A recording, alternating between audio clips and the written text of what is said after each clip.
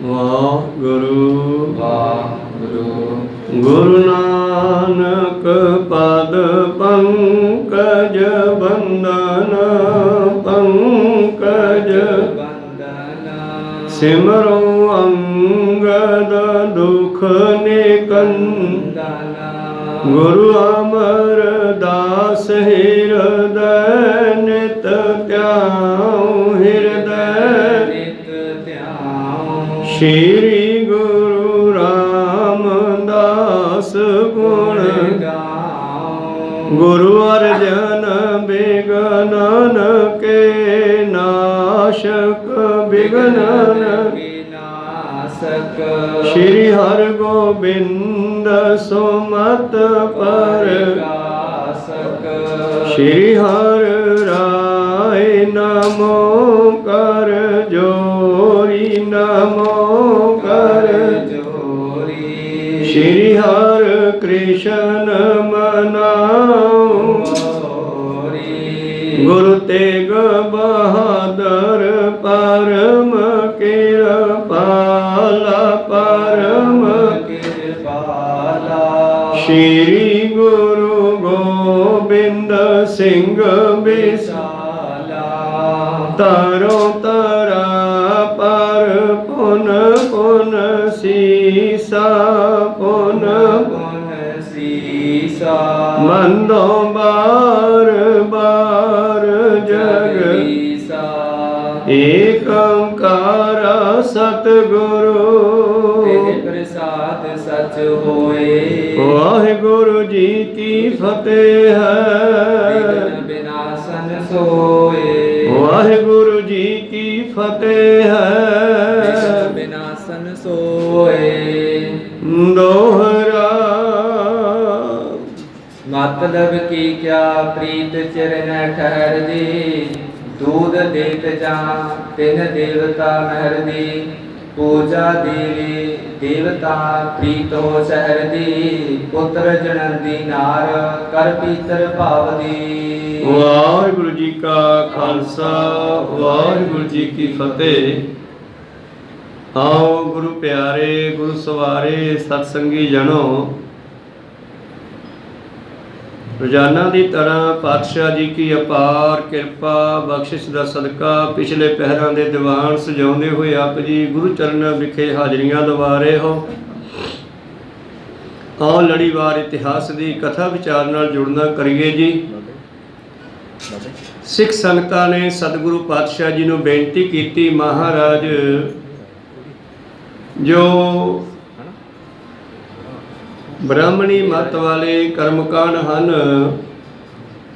ਇਹਨਾਂ ਦੇ ਬਾਰੇ ਤੁਹਾਡਾ ਕੀ ਖਿਆਲ ਹੈ? ਸਾਨੂੰ ਇਹ ਵੀ ਦੱਸਣਾ ਕਰੋ। ਜਿਵੇਂ ਮਾਘ ਮਹੀਨੇ ਨੂੰ ਬੜਾ ਪਵਿੱਤਰ ਮੰਨਿਆ ਹੈ, ਮਾਘ ਦਾ ਮਹੀਨਾ ਤੇ ਕੱਤਕ ਦਾ ਮਹੀਨਾ ਦੁਨੀਆ ਤੜਕੇ ਸਦੇਹਾਂ ਉੱਠ ਕੇ ਨਹਾਉਂਦੀ ਹੈ, ਇਸ਼ਨਾਨ ਕਰਦੀ ਹੈ, ਕਹਿੰਦੇ ਇਹਦੇ ਨਾਲ ਪੁੰਨ ਮਿਲਦਾ ਹੈ, ਪਾਪ ਲੈ ਜਾਂਦਾ ਹੈ। ਪਰ ਗੁਰੂ ਗੋਬਿੰਦ ਸਿੰਘ ਜੀ ਨੇ ਇੱਕੋ ਸਿਰੇ ਦੀ ਗੱਲ ਸਾਨੂੰ ਕਹੀ ਹੈ ਕਿ ਸਾਚ ਕਹੋ ਸੁਣ ਲਿਓ ਸਭੈ ਜਿਨ ਪ੍ਰੇਮ ਕੀਓ ਤੇ ਨਹੀਂ ਪ੍ਰਭ ਪਾਏ। ਹੁਣ ਲੋਕ ਪੁੰਨ ਦਾਨ ਵਾਸਤੇ ਜਾਂ ਪੁੰਨ ਦਾ ਫਲ ਲੈਣ ਵਾਸਤੇ ਜੋ ਦਾਨ ਕਰਦੇ ਆ ਕਿ ਸਾਨੂੰ ਇਹਦਾ ਫੁੱਲ ਲੱਗੇ, ਤੇ ਇਹਦਾ ਮਤਲਬ ਉਹ ਮਤਲਬ ਦਾ ਪ੍ਰੇਮ ਹੈ। ਕਰਮ ਕਰਤ ਹੋਵੇ ਨਿਹਕਾਮੀ ਤਿਸ ਕੋ ਹੋਤ ਪ੍ਰਾਪਤ ਸੁਆਮੀ। ਤੇ ਇਸ ਕਰਕੇ ਸਤਿਗੁਰੂ ਪਾਤਸ਼ਾਹ ਜੀ ਸਾਨੂੰ ਉਹਨਾਂ ਕਰਮਕਾਂਡਾਂ ਚੋਂ ਕੱਢ ਕੇ ਸੱਚ ਦਾ ਰਸਤਾ ਵਿਖਾਉਂਦੇ ਹੈ। ਸਿੱਖਾਂ ਨੇ ਪੁੱਛਿਆ ਜੀ ਇਹਦੇ ਬਾਰੇ ਕੀ ਖਿਆਲ ਹੈ, ਸਾਨੂੰ ਇਹ ਵੀ ਦੱਸਣਾ ਕਰੋ। ਪਾਤਸ਼ਾਹ ਜੀ ਕਹਿੰਦੇ ਸਿੱਖੋ ਇਹ ਸਭ ਮਤਲਬ ਦੀਆਂ ਖੇਡਾਂ ਹਨ। ਜੇ ਤਾਂ ਕੋਈ ਤੁਹਾਡਾ ਮਤਲਬ ਪੂਰਾ ਕਰ ਰਿਹਾ ਤੇ ਤੁਸੀਂ ਉਹਨੂੰ ਰੱਬ ਕਹੋਗੇ, ਜੇ ਨਹੀਂ ਕਰਦਾ ਤਾਂ ਛੱਡ ਜਾੜ ਕੀ ਕਰਾਉਣਾ ਹੈ ਨੰਗ ਤੋਂ ਕੋ ਸਤਨਾਮ, ਫਿਰ ਤੁਸੀਂ ਉਹਨੂੰ ਇੱਦਾਂ ਕਹੋਗੇ।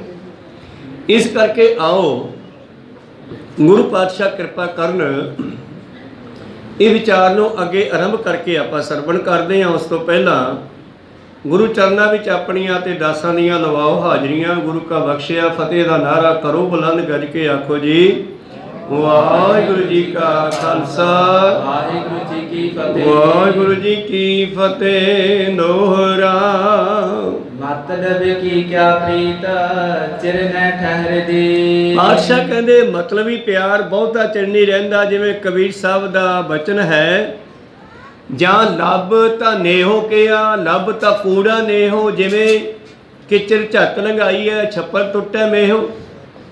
ਜਿਵੇਂ ਟੁੱਟੇ ਹੋਏ ਛੱਪਰ ਦੇ ਵਿੱਚ ਮੀਂਹ ਵਿੱਚ ਆਪਾਂ ਕੀ ਫਾਇਦਾ ਕੱਢ ਸਕਦੇ ਆ। ਇਸੇ ਤਰ੍ਹਾਂ ਜੇ ਤੁਹਾਡੇ ਪਰਮੇਸ਼ਰ ਦੇ ਪਿਆਰ ਵਿੱਚ ਕੋਈ ਲਾਲਚ ਹੈ, ਫਿਰ ਤੁਹਾਡਾ ਪ੍ਰੇਮ ਪ੍ਰਵਾਨ ਨਹੀਂ ਹੋਣਾਗਾ। ਸਿੱਧੀ ਜੀ ਗੱਲ ਹੈ, ਲਾਲਚ ਵਾਲਾ ਪ੍ਰੇਮ ਕਦੇ ਵੀ ਪ੍ਰਵਾਨ ਨਹੀਂ ਹੋਣਾ। ਇਸ ਕਰਕੇ ਸਿੱਖੋ, ਇਹ ਮਤਲਬੀ ਹਨ ਕਰਮਕਾਂਡ ਸਾਰੇ ਜਿਹੜੇ ਬਣਾਏ ਹੁਣ ਬ੍ਰਾਹਮਣੀ ਮਤ ਦੇ। ਜਿਸ ਤਰ੍ਹਾਂ ਦੁੱਧ ਦੇਤ ਜਾਂਦੇ ਨਾ ਦੇਵਤਾ ਮਹਿਰ ਦੇ। ਜੇ ਗਾਂ ਦੁੱਧ ਦਿੰਦੀ ਹੈ ਤਾਂ ਉਹ ਗਊ ਦੇਵਤਾ ਰੂਪ ਹੋ ਗਈ, ਜੇ ਨਹੀਂ ਦਿੰਦੀ ਤੇ ਘਰੋਂ ਕੱਢ ਦਿੰਦੇ ਹਨ। ਪੂਜਾ ਦੇਵੇ ਦੇਵਤਾ ਪ੍ਰੀਤੋ ਸ਼ਹਿਰ ਦੇ। ਸ਼ਹਿਰ ਹੁੰਦਾ ਹੈ ਪੂਜਣ ਵਾਲਾ। ਜੇ ਦੇਵਤਾ ਪੂਜਣ ਵਾਲੇ ਦੀ ਕੋਈ ਲਾਟਰੀ ਕੱਢ ਦੇਵੇ ਜਾਂ ਕੋਈ ਹੋਰ ਮਦਦ ਕਰ ਦੇਵੇ, ਫਿਰ ਤਾਂ ਉਹਦੇ ਵਾਸਤੇ ਰੱਬ ਵਰਗਾ ਹੈ। ਜੇ ਨਹੀਂ ਕੁਝ ਦਿੰਦਾ ਤਾਂ ਫਿਰ ਉਹ ਕੁਛ ਵੀ ਨਹੀਂ ਲੱਗਦਾ। ਪੁੱਤਰ ਜਨਮ ਦੀ ਨਾਰ ਕਰ ਤੀਤਰ ਭਾਵ ਦੀ। ਜਿਵੇਂ ਪੁਰਾਣੇ ਸਮਿਆਂ ਦੇ ਵਿੱਚ ਲੋਕ ਖਿਆਲ ਕਰਦੇ ਸੀ ਕਿ ਸਾਡੇ ਘਰੇ ਪੁੱਤਰ ਹੋਣਾ ਚਾਹੀਦਾ, ਸਾਡੇ ਘਰ ਦਾ ਮਾਲਕ ਪੁੱਤਰ ਹੈ। ਧੀਆਂ ਨੂੰ ਨਹੀਂ ਸੀ ਕੁਝ ਸਮਝਦੇ। ਹੁਣ ਤਾਂ ਹੌਲੀ ਹੌਲੀ ਬਦਲਾਅ ਆ ਰਿਹਾ ਹੈ। ਧੀਆਂ ਵੀ ਘੱਟ ਨਹੀਂ ਹੈ, ਧੀਆਂ ਨੂੰ ਪੁੱਤਰਾਂ ਦੇ ਬਰਾਬਰ ਹੀ ਪਿਆਰ ਕਰਨਾ ਚਾਹੀਦਾ ਹੈ। ਪਰ ਪਹਿਲਾਂ ਵਾਲੇ ਸਮਿਆਂ ਦੀ ਗੱਲ ਕਰਦੇ ਆ ਪ੍ਰੀਤਮ ਜੀ ਦੇ, ਜਦੋਂ ਉਹਨਾਂ ਦਾ ਸਮਾਂ ਸੀ ਅੱਜ ਤੋਂ 300 ਸਾਲ ਪਹਿਲਾਂ। ਕਹਿੰਦੇ ਦੇਖੋ ਨਾ ਸਿੱਖੋ, ਜੇ ਕਿਸੇ ਬੀਬੀ ਦੇ ਕੁੱਖੋਂ ਪੁੱਤਰ ਨਹੀਂ ਪੈਦਾ ਹੋਇਆ ਤਾਂ ਉਸ ਨੂੰ ਲੋਕ ਸਤਿਕਾਰ ਨਹੀਂ ਦਿੰਦੇ। ਜਾਣ ਤੇ ਜਜਮਾਨ ਦੇ ਦਲ ਕਹਿ ਭਾਵ ਦੀ। ਔਰ ਜਜਮਾਨ ਹੁੰਦਾ ਹੈ ਦੇਣ ਵਾਲਾ, ਤੇ ਪ੍ਰੋਤ ਹੁੰਦਾ ਹੈ ਬ੍ਰਾਹਮਣ ਲੈਣ ਵਾਲਾ। ਹੁਣ ਜਜਮਾਨ ਦੇ ਪੱਖ ਦੀ ਗੱਲ ਕਰ ਦੇਵੇ ਪ੍ਰੋਤ, ਪੱਤਰੀ ਖੋਲ ਕੇ ਕਹਿ ਦੇਵੇ ਵਾਹ ਬਈ ਵਾਹ, ਤੁਹਾਨੂੰ ਤਾਂ ਬਈ ਆਹ ਕੰਮ ਤੁਹਾਡਾ ਹੋਣ ਵਾਲਾ ਹੈ। ਹੋਵੇ ਜਾਂ ਨਾ ਹੋਵੇ, ਕਹਿ ਤਾਂ ਦੇਵੇ ਨਾ। ਹੋਣਾ ਤਾਂ ਪਰਮੇਸ਼ਰ ਦੇ ਹੁਕਮ ਅੰਦਰ ਹੈ ਸਭ ਕੁਝ। ਕਹਿੰਦੇ ਜੇ ਕਿਤੇ ਪ੍ਰੋਤ ਕਹਿ ਦੇਵੇ ਵੀ ਜਜਮਾਨ ਦੇ ਹੱਕ ਦੀ ਗੱਲ, ਤਾਂ ਜਜਮਾਨ ਉਸ ਨੂੰ ਬਹੁਤ ਸਾਰਾ ਦਾਨ ਖੁਸ਼ੀ ਖੁਸ਼ੀ ਦੇਣਾ ਕਰਦਾ ਹੈ। ਤੇ ਜੇ ਕੋਈ ਐਂਟੀ ਗੱਲ ਕਹਿ ਦੇਵੇ ਤੇ ਫਿਰ ਅਗਲਾ ਕਹਿੰਦਾ ਚੱਲ ਜਾ ਤੂੰ ਕਰੇ ਹੋਏਗਾ ਪੰਡਤ। ਮਾਲਕ ਦੇਵੇ ਖਾਨ ਤਾ ਚਾਕਰ ਚਾਂਦਨੀ। ਹਾਂ, ਚਾਕਰ ਨੌਕਰ ਨੂੰ ਮਾਲਕ ਤਾਂ ਹੀ ਚੰਗਾ ਲੱਗਦਾ ਹੈ ਜੇ ਮਾਲਕ ਨੌਕਰ ਨੂੰ ਕੁਛ ਦੇਵੇ ਖਾਣ ਪੀਣ ਨੂੰ। ਓਮ ਖੱਟੂ ਹੋਵੇ ਪੁਰਖ ਨਾਰ ਦਿਲ ਮਾਦਨੀ। ਮਨੁੱਖ ਜਿਹੜਾ ਹੈ ਜੇ 4 ਪੈਸੇ ਖੱਟ ਕੇ ਨਹੀਂ ਲਿਆਉਂਦਾ ਬਾਹਰੋਂ, ਮਖੱਟੂ ਐਵੇਂ ਵਿਹਲਾ ਮੰਜੇ ਤੋੜੀ ਜਾਵੇ, ਘਰੇ ਪਿਆ ਰਵੇ ਜਾਂ ਸੱਥ 'ਚ ਬੈਠਾ ਰਵੇ, ਤੇ ਫਿਰ ਉਹਦੇ ਨਾਲ ਵੀ ਪਰਿਵਾਰ ਦਾ ਪਿਆਰ ਨਹੀਂ ਪੈਂਦਾਗਾ। ਇਸ ਕਰਕੇ ਬਾਦਸ਼ਾਹ ਦਾ ਬਚਨ ਹੈ, ਕਿਰਤ ਕਰਕੇ ਖਾਣਾ ਜ਼ਰੂਰੀ ਹੈ। ਕਿਰਤ ਕਰੋ ਨਾਮ ਜਪੋ ਵੰਡ ਛਕੋ, ਘਾਲ ਖਾਏ ਕਿ ਛੱਥੋਂ ਦੇ ਨਾਨਕ ਰਾਹ ਪਛਾਣੇ ਸੇ। ਇਸ ਕਰਕੇ ਸਾਨੂੰ ਮਿਹਨਤ ਵੀ ਕਰਨੀ ਚਾਹੀਦੀ ਹੈ। ਮਖੱਟੂ ਭਾਵ ਨਾ ਖੱਟ ਕੇ ਲਿਆਉਣ ਵਾਲਾ, ਉਹਦੇ ਨਾਲ ਉਹਦੀ ਇਸਤਰੀ ਦਾ ਪਿਆਰ ਕਿਵੇਂ ਬਣ ਸਕਦਾ ਹੈ, ਪਰਿਵਾਰ ਉਹਨੂੰ ਕਿਵੇਂ ਚੰਗਾ ਸਮਝੇ। ਦੇਖਾ ਦੇਖੀ ਰੀਤ ਸਭ ਹਿਨ ਮਨ ਭਾਵ ਦੀ। ਤੋ ਸਿੱਖੋ, ਇਹ ਸਭ ਦੇਖਾ ਦੇਖੀ ਦੀਆਂ ਰੀਤਾਂ ਹਨ। ਜਿੰਨੇ ਵੀ ਕਰਮਕਾਂਡ ਚੱਲੇ ਹਨ, ਜਿਵੇਂ ਕੱਲ ਆਪਾਂ ਗੱਲ ਕਰਦੇ ਸੀਗੇ, ਬਹੁਤ ਸਾਰੀਆਂ ਰੀਤਾਂ ਐਸੀਆਂ ਹੈ ਜਿਹੜੀਆਂ ਬੀਬੀਆਂ ਨੇ ਸੱਸਾਂ ਨੂੰ ਕਰਦਿਆਂ ਦੇਖਿਆ ਤੇ ਪਰ ਉਹਦੇ ਬਾਰੇ ਪਤਾ ਨਹੀਂ ਹੈ। ਜਿਵੇਂ ਆਟੇ ਦੇ ਮੂਹਰੋਂ ਪੇੜਾ ਤੋੜ ਕੇ ਪਿੱਛੇ ਰੱਖ ਦੇਣਾ, ਤੇ ਪਰ ਉਸ ਦਾ ਮਕਸਦ ਕੀ ਹੈ। ਪੁਰਾਣੇ ਸਮਿਆਂ ਵਿੱਚ ਪਹਿਲੀ ਰੋਟੀ ਪਕਾ ਕੇ ਕੁੱਤੇ ਨੂੰ ਜਾਂ ਗਾਂ ਨੂੰ ਕੁਦਰਤ ਦੇ ਪਰਮੇਸ਼ਰ ਦੇ ਨਾਂ ਦੀ ਪਾਈ ਜਾਂਦੀ ਸੀ, ਪਰ ਅੱਗੇ ਜਾ ਕੇ ਉਹ ਗੱਲ ਤਾਂ ਭੁੱਲ ਗਏ। ਮੂਹਰੋਂ ਆਟਾ ਤੋੜ ਕੇ ਪਿੱਛੇ ਰੱਖਣ ਜ਼ਰੂਰ ਲੱਗ ਪਏ। ਇਸੇ ਕਰਕੇ ਰਿਪੀਟ ਕੀਤਾ ਕਿ ਸ਼ਾਇਦ ਤੁਹਾਨੂੰ ਇਸ ਗੱਲ ਦਾ ਪਤਾ ਲੱਗ ਜਾਵੇ। ਤਾਂ ਪਾਤਸ਼ਾਹ ਜੀ ਕਹਿੰਦੇ ਅਸਲ ਦੇ ਵਿੱਚ ਜਿਹੜਾ ਹੈ ਸੰਸਾਰ ਦੇਖਾ ਦੇਖੀ ਦੀਆਂ ਰੀਤਾਂ ਵਿੱਚ ਹੀ ਉਲਝਿਆ ਹੋਇਆ ਹੈ। ਸਿੱਖੋ ਸੱਚੀ ਸਤਿਗੁਰ ਪ੍ਰੀਤ ਸਦਾ ਹੀ ਭਾਵ ਦੀ। ਸਤਿਗੁਰ ਨੂੰ ਤਾਂ ਸੱਚਾ ਪ੍ਰੇਮ ਭਾਵਦਾ ਹੈ। ਭਾਈ ਮੇਰਾ ਸਿੱਖ ਸੁਨੋ ਸਭ ਕਾਮ ਦੀ। ਇਸ ਕਰਕੇ ਮੇਰੇ ਸਿੱਖ ਭਰਾਵੋ, ਪਾਤਸ਼ਾਹ ਜੀ ਕਹਿੰਦੇ ਮੇਰੇ ਸਿੱਖ ਭਰਾਵੋ ਮਿੱਤਰੋ ਸੁਣੋ, ਮੈਂ ਤੁਹਾਡੇ ਕੰਮ ਦੀ ਗੱਲ ਦੱਸਾਂ। ਇਹਨਾਂ ਕਰਮਕਾਂਡਾਂ ਨੂੰ ਛੱਡੋ। ਨਿਤ ਜਗ ਫਲ ਦਾਨ ਹੋਤ ਸਿਦਕ ਗੁਰ ਧਾਮ ਦੀ। ਔਰ ਜਿਸ ਦਾ ਗੁਰੂ ਧਾਮ ਤੇ ਸਿਦਕ ਹੈ, ਉਹਨਾਂ ਨੂੰ ਨਿਤ ਹੀ ਜਗ ਦਾ ਫਲ ਮਿਲਦਾ ਹੈ। ਜਿਵੇਂ ਪਾਂਡਵਾਂ ਦੇ ਵਿੱਚ ਇੱਕ ਵਾਰੀ ਪਾਂਡਵਾਂ ਨੇ ਜਗ ਕੀਤਾ ਤੇ ਉਹਨਾਂ ਦਾ ਜੱਗ ਸੰਪੂਰਨ ਨਾ ਹੋਇਆ। ਤੇ ਕ੍ਰਿਸ਼ਨ ਜੀ ਕਹਿਣ ਲੱਗੇ ਵੀ ਕਿਉਂ ਨਹੀਂ ਸੰਪੂਰਨ ਹੋਇਆ? ਕਹਿੰਦੇ ਜੀ ਪਤਾ ਨਹੀਂ। ਕਹਿੰਦੇ ਕੋਈ ਬੰਦਾ ਰਹਿ ਗਿਆ ਹੋਣਾ? ਕਹਿੰਦੇ ਹਾਂ ਜੀ ਇੱਕ ਬੰਦਾ ਅਸੀਂ ਬੁਲਾਇਆ ਨਹੀਂ। ਕਹਿੰਦੇ ਕਿਹੜਾ? ਕਹਿੰਦੇ ਜੀ ਵਾਲਮੀਕ ਰਿਸ਼ੀ। ਕਿਉਂ? ਬਸ ਵੈਸੇ ਹੀ ਕਹਿੰਦੇ ਉਹ ਨੀਵੀਂ ਜਾਤ ਦਾ ਹੈ। ਕੋ ਸਤਨਾਮ। ਕਹਿੰਦੇ ਫੇਰ ਬਈ ਤੁਹਾਡਾ ਜੱਗ ਕਿਵੇਂ ਸਫਲਾ ਹੋਵੇ? ਤੁਸੀਂ ਉਹਦੇ ਵਿੱਚ ਰੱਬ ਨੂੰ ਨਹੀਂ ਦੇਖਿਆ, ਜਾਓ ਬੁਲਾ ਕੇ ਲਿਆਓ। ਕਹਿੰਦੇ ਪਾਂਡਵ ਉਹਨਾਂ ਨੂੰ ਬੁਲਾਉਣ ਵਾਸਤੇ ਜਾਂਦੇ ਆ ਵਾਰੀ ਵਾਰੀ। ਤੇ ਅੱਗੋਂ ਵਾਲਮੀਕ ਵੀ ਕਿਹੜਾ ਘੱਟ ਸੀ, ਮੰਨਿਆ ਤੰਨਿਆ ਰਿਸ਼ੀ ਸੀ, ਭਜਨ ਬੰਦਗੀ ਵਾਲਾ। ਇਹ ਜਾਤਾਂ ਪਾਤਾਂ ਤਾਂ ਇੱਥੇ ਬ੍ਰਾਹਮਣਾਂ ਨੇ ਬਣਾਈਆਂ, ਉੱਥੋਂ ਕੋਈ ਜਾਤ ਪਾਤ ਨਹੀਂ ਆਏਗੀ। ਤਾਂ ਖੈਰ ਜਦੋਂ ਜਾ ਕੇ ਬੇਨਤੀ ਕੀਤੀ ਯੁਧਿਸ਼ਟਰ ਨੇ ਬਈ ਮਹਾਰਾਜ ਸਾਡੇ ਘਰੇ ਜੱਗ ਹੈ, ਚੱਲ ਕੇ ਲੰਗਰ ਛਕੋ। ਉਹ ਕਹਿਣ ਲੱਗਿਆ ਮੈਂ ਪਹਿਲਾਂ 100 ਜੱਗ ਦਾ ਫਲ ਲਊਂਗਾ। ਉਹ ਕਹਿੰਦੇ ਸਾਡਾ ਤੇ ਕੋਈ ਨਹੀਂ ਪੂਰਾ ਹੋ ਰਿਹਾ, 100 ਜੱਗ ਦਾ ਫਲ ਤੈਨੂੰ ਕਿੱਥੋਂ ਦੇਈਏ ਅਸੀਂ? ਮੁੜੇ ਆਏ, ਪੰਜੇ ਵਾਰੀ ਵਾਰੀ ਗਏ, ਉਹ ਇਹੀ ਚੀਜ਼ ਮੰਗਦਾ। ਫਿਰ ਕਹਿੰਦੇ ਇਹਨਾਂ ਦੀ ਘਰਵਾਲੀ ਗਈ, ਉਹਨੇ ਜਾ ਕੇ ਬੇਨਤੀ ਕੀਤੀ ਬਾਬਾ ਜੀ ਤੁਸੀਂ ਚੱਲੋ ਲੰਗਰ ਛਕੋ। ਕਹਿੰਦੇ ਬੇਟਾ ਮੈਂ ਪਹਿਲਾਂ ਵੀ ਕਿਹਾ ਸੀ ਤੁਹਾਡੇ ਘਰਦਿਆਂ ਨੂੰ ਬਈ 100 ਜੱਗ ਦਾ ਫਲ ਦਿਓਗੇ ਤਾਂ ਆਊਂਗਾ। ਉਹ ਕਹਿੰਦੇ ਬਾਬਾ ਜੀ ਮੈਂ ਸੁਣਿਆ ਹੈ ਕੋਈ ਮਹਾਂਪੁਰਸ਼ਾਂ ਵੱਲ ਤੁਰ ਕੇ ਜਾਂਦਾ ਹੈ ਉਹਨੂੰ ਕਦਮ ਕਦਮ ਤੇ 100 ਜੱਗ ਦਾ ਫਲ ਮਿਲਦਾ। ਕਹਿੰਦੇ ਤਾਂ ਠੀਕ ਹੈ। ਫਿਰ ਕਹਿੰਦੀ ਮੈਂ ਚੱਲ ਕੇ ਆਈ ਹਾਂ, ਕਿੰਨੇ ਕਦਮ ਤੇ ਕਿੰਨੇ ਜੱਗ ਹੋ ਗਏ ਰੱਖ ਲਓ ਤੁਸੀਂ। ਕਹਿੰਦੇ ਮੈਂ ਇਹੀ ਵੇਖਣਾ ਸੀਗਾ ਵੀ ਕੋਈ ਗਿਆਨਵਾਨ ਵੀ ਹੈ ਕਿ ਐਵੇਂ ਵੇਖਾ ਵੇਖੀ ਜੱਗ ਕਰੀ ਜਾਂਦੇ ਆ। ਕੋਈ ਸਤਨਾਮ। ਚੱਲਦੇ ਆ। ਉਹਦੇ ਨਾਲ ਆ ਗਿਆ ਪ੍ਰਸ਼ਾਦਾ, ਤਰ੍ਹਾਂ ਤਰ੍ਹਾਂ ਦੇ ਭੋਜਨ ਬਣਾਏ ਆ, 5-7 ਤਰ੍ਹਾਂ ਦੇ। ਕੌਲੀਆਂ ਵਿੱਚ ਦਾਲਾਂ, ਤਰਕਾਰੀਆਂ, ਖੀਰਾਂ, ਕੜਾਹ ਸਭ ਕੁਝ ਪਾ ਕੇ ਰੱਖ ਦਿੱਤਾ। ਪ੍ਰਸ਼ਾਦੇ ਰੱਖਤੇ, ਥਾਲ ਲਾ ਕੇ ਮੂਹਰੇ ਰੱਖਤਾ। ਵਾਲਮੀਕ ਉਹਦੇ ਵੱਲ ਦੇਖ ਰਿਹਾ, ਭੋਜਨ ਵੱਲ ਪਹਿਲਾਂ ਕਿੰਨਾ ਚਿਰ ਦੇਖਦਾ ਰਿਹਾ। ਕੁਝ ਸਮੇਂ ਬਾਅਦ ਪ੍ਰਸ਼ਾਦੇ ਉਹਨੇ ਹੱਥ 'ਤੇ ਰੱਖੇ ਤੇ ਕੌਲੀਆਂ ਸਾਰੀਆਂ ਥਾਲੀ 'ਚ ਉਲਟਾਈਆਂ ਤੇ ਉਂਗਲ ਮਾਰ ਕੇ ਉਸ ਨੂੰ ਮਿਕਸ ਕਰ ਲਿਆ। ਮਿਕਸ ਕੀਤਾ ਤੇ ਛਕ ਲਿਆ। ਛਕਣ ਤੋਂ ਬਾਅਦ ਉਹਨਾਂ ਜਿਹੜਾ ਕੋਈ ਸੰਖ ਵੱਜਣਾ ਸੀਗਾ ਜੱਗ ਸੰਪੂਰਨ ਹੋਣ ਦਾ, ਉਹ ਫੇਰ ਨਾ ਵੱਜਿਆ। ਕਹਿੰਦੇ ਕ੍ਰਿਸ਼ਨ ਜੀ ਹੁਣ ਕਿਉਂ ਨਹੀਂ ਵੱਜਿਆ ਇਹ? ਕਹਿੰਦੇ ਵੀ ਤੁਹਾਡੇ ਮਨ ਦੇ ਵਿੱਚ ਕੋਈ ਐਸੀ ਮਾੜੀ ਭਾਵਨਾ ਆ ਗਈ ਹੋਣੀ ਆ। ਕਹਿੰਦੇ ਨਹੀਂ ਮਹਾਰਾਜ। ਕਹਿੰਦੇ ਸੋਚੋ, ਕੁਝ ਸੋਚਿਆ ਹੋਣਾ ਇਹਦੇ ਰੋਟੀ ਖਾਂਦੇ ਹੋਏ। ਕਹਿੰਦੇ ਜੀ ਅਸੀਂ ਤਾਂ ਕੁਝ ਸੋਚਿਆ ਨਹੀਂ। ਉਹ ਜਿਹੜੀ ਬੁਲਾ ਕੇ ਲਿਆਈ ਸੀ ਬੀਬੀ ਉਹਨਾਂ ਦੀ ਘਰ ਵਾਲੀ, ਉਹ ਕਹਿਣ ਲੱਗੀ ਜੀ ਮੇਰੇ ਦਿਮਾਗ 'ਚ ਆ ਗਿਆ ਸੀਗਾ ਵੀ 36 ਪ੍ਰਕਾਰ ਦੇ ਭੋਜਨ ਬਣਾਏ ਆ, ਉਹੀ ਨੀਚ ਦਾ ਨੀਚ ਹੀ ਰਿਹਾ, ਗਦਾਵਾ ਜਿਹਾ ਕਰਕੇ ਬਹਿ ਗਿਆ ਖਾਣ ਵੇਲੇ। ਕੋਈ ਸਤਨਾਮ। ਅਲੱਗ ਅਲੱਗ ਸਵਾਦ ਨਹੀਂ ਲੈ। ਕ੍ਰਿਸ਼ਨ ਜੀ ਕਹਿੰਦੇ ਫਿਰ ਸੋਨੂੰ ਕੀ ਲੋੜ ਆ ਵੀ? ਅਗਲਾ ਜਿਵੇਂ ਮਰਜ਼ੀ ਖਾਵੇ, ਦੰਦ ਨਿਕਲੇ ਹੋਣ ਤਾਂ ਅਗਲਾ ਰੋਟੀ ਦੇ ਵਿੱਚ ਸਬਜ਼ੀ ਦੇ ਚੂਰ ਕੇ ਖਾ ਲੈਂਦਾ। ਪਰ ਪੁੱਛਦੇ ਆ ਵਾਲਮੀਕ ਨੂੰ ਐ ਕਿਉਂ ਕੀਤਾ ਵੀ ਤੂੰ ਐਦਾਂ ਕਿਉਂ ਕੀਤਾ ਬਈ? ਤੂੰ ਅਲੱਗ ਅਲੱਗ ਕਿਉਂ ਨਹੀਂ ਸਵਾਦ ਲਏ? ਵਾਲਮੀਕ ਕਹਿੰਦਾ ਜੀ ਤੁਹਾਨੂੰ ਪਤਾ ਹੀ ਆ ਮਹਾਰਾਜ, ਮੈਂ ਪਹਿਲੀ ਬੁਰਕੀ ਦਾ ਭੋਗ ਤੁਹਾਨੂੰ ਲਵਾਉਣਾ ਔਰ ਮੇਰੀ ਇੱਛਾ ਸੀਗੀ ਕਿ ਮੈਂ ਸਾਰੇ ਭੋਜਨਾਂ ਦਾ ਭੋਗ ਤੁਹਾਨੂੰ ਲਵਾਵਾਂ। ਪਰ ਜਿਵੇਂ ਇੱਕ ਕੌਲੀ 'ਚੋਂ ਭੋਗ ਲਵਾਉਂਦਾ ਬਾਕੀ ਜੂਠੀਆਂ ਹੋ ਜਾਂਦੀਆਂ, ਫਿਰ ਮੈਂ ਹੀ ਕਰਦਾ। ਇਸ ਕਰਕੇ ਮੈਂ ਸਾਰੀਆਂ ਥਾਲੀ ਵਿੱਚ ਪਾ ਕੇ ਮਿਕਸ ਕਰਕੇ ਤੇ ਉਹ ਪਹਿਲੀ ਬੁਰਕੀ ਤੁਹਾਨੂੰ ਅਰਪਣ ਕੀਤੀ ਆ। ਕਹਿੰਦੇ ਫਿਰ ਤਾਂ ਠੀਕ ਹੈ। ਕਿਉਂ ਬਈ? ਉਹ ਕਹਿੰਦੇ ਜੀ ਵਿਖਾਓ ਬੁਰਕੀ ਇਹਦੀ ਪਹਿਲੀ ਕਿੱਥੇ ਹੈ? ਕਹਿੰਦੇ ਕ੍ਰਿਸ਼ਨ ਜੀ ਨੇ ਮੂੰਹ ਖੋਲ ਕੇ ਵਿਖਾਈ। ਕਹਿੰਦੇ ਆ ਪਈ ਇਹਦੀ ਪਹਿਲੀ ਬੁਰਕੀ। ਕਹਿੰਦੇ ਦੁਬਾਰੇ ਫਿਰ ਛਕਾਓ ਇਹਨੂੰ ਭੋਜਨ ਤੇ ਫਿਰ ਪ੍ਰਵਾਨ ਹੋਊਗਾ। ਖੈਰ ਇਹ ਤਾਂ ਹੈ ਜੱਗ।